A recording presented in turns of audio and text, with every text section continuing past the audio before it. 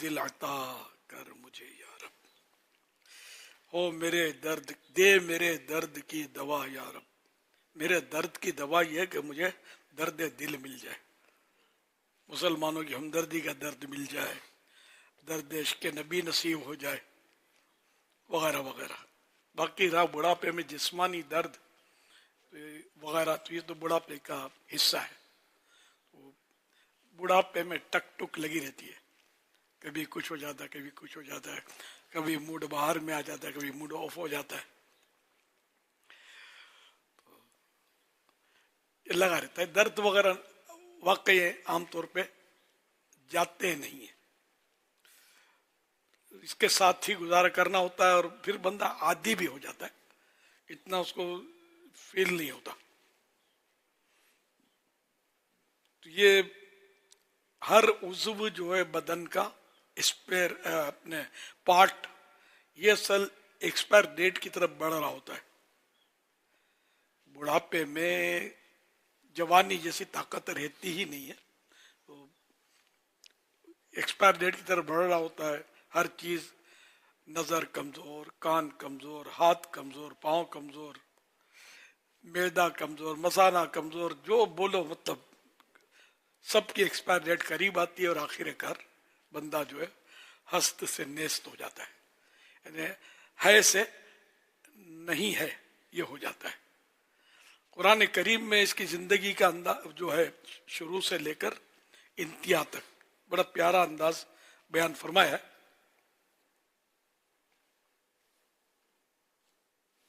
آیت طویل ہے، میں ترجمہ بتا دیتا ہوں۔ ترجمہ آسان ترجمہ قرآن کنز العرفان۔ اے لوگو، اگر تمہیں قیامت کے دن اٹھنے کے بارے میں کچھ شک ہو تو اس بات پر غور کر لو کہ ہم نے تمہیں مٹی سے پیدا کیا، پھر پانی کی ایک بوند سے، پھر جمے ہوئے خون سے، پھر گوشت کی بوٹی سے جس کی شکل بن چکی ہوتی ہے اور ادھوری بھی ہوتی ہے، تاکہ ہم تمہارے لیے اپنی قدرت کو ظاہر فرمائیں۔ اور ہم ماؤں کے پیٹ میں جسے چاہتے ہیں اسے ایک مقرر مدت تک ٹھہرائے رکھتے ہیں، پھر تمہیں بچے کی صورت میں نکالتے ہیں، پھر عمر دیتے ہیں تاکہ تم اپنی جوانی کو پہنچو، اور تم میں کوئی پہلے ہی مر جاتا ہے اور کوئی سب سے نکمی عمر کی طرف لوٹایا جاتا ہے، تاکہ بالآخر جاننے کے بعد کچھ نہ جانے۔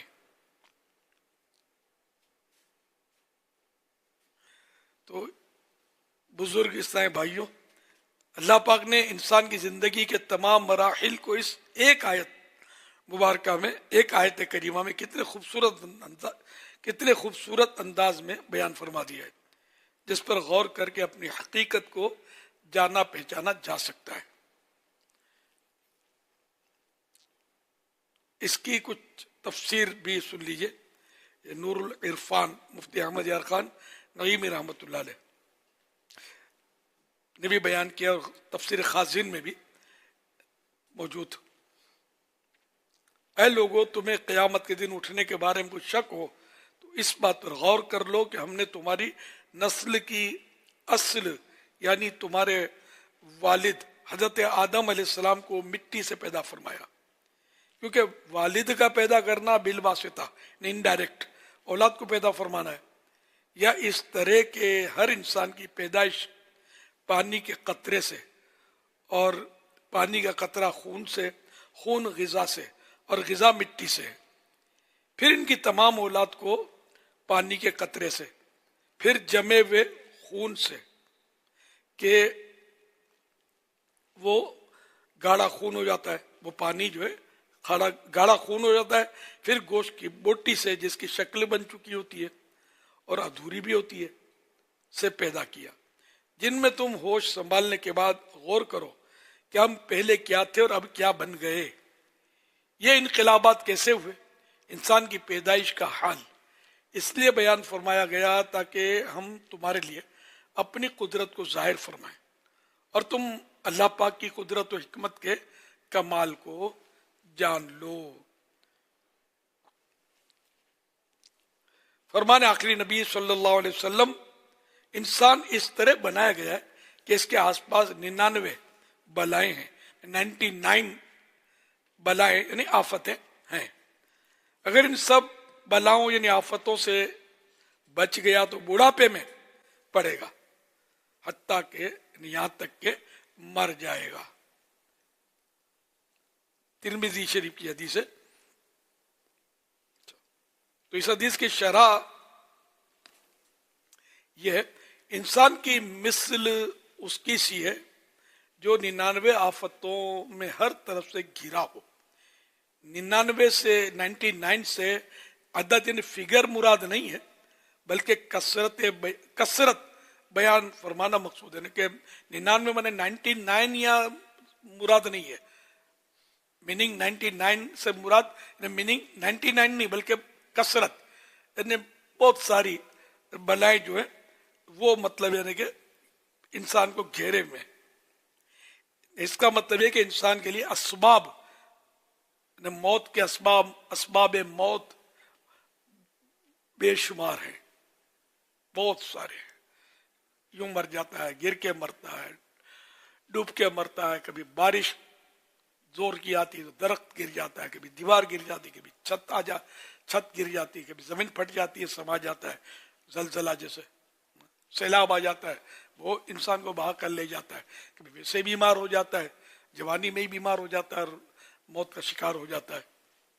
तो बहरहाल ये कि इसके असबाब बेशुमार है, हर घड़ी मौत सर पर खड़ी है।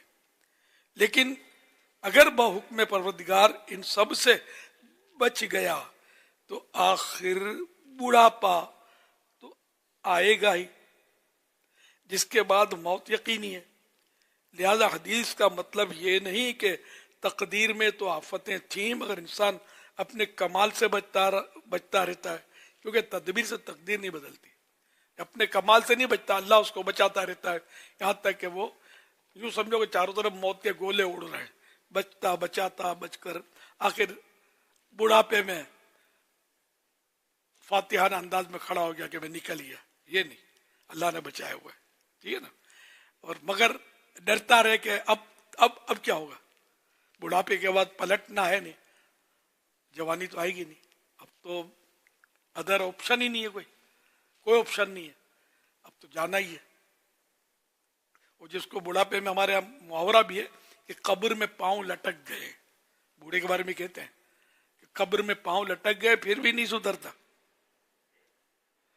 तो वाकई ये नहीं कि बूढ़ा अगर बुराई करे तो ये ज्यादा ताज्जुब खेज है कि इसको तो कम से कम अब तो मतलब इसको सही हो जाना चाहिए। अब है क्या, आगे क्या लेकर जाना चाहता है, अब भी गुनाहों को समेटने में मसरूफ है। दुनिया की दौलत की हिर्स अब तक इसकी कम नहीं हुई। तो ये क्या हम सबके लिए, जो भी मुझे सबसे ज्यादा समझना चाहिए, जरा उम्र का तकाजा ही है कि अब क्या मतलब रह क्या गया है। अल्लाह पाक आफियत नसीब फरमाए और हमें अक्ल सलीम दे। अच्छा, अब बुढ़ापा सुकून से गुजरे,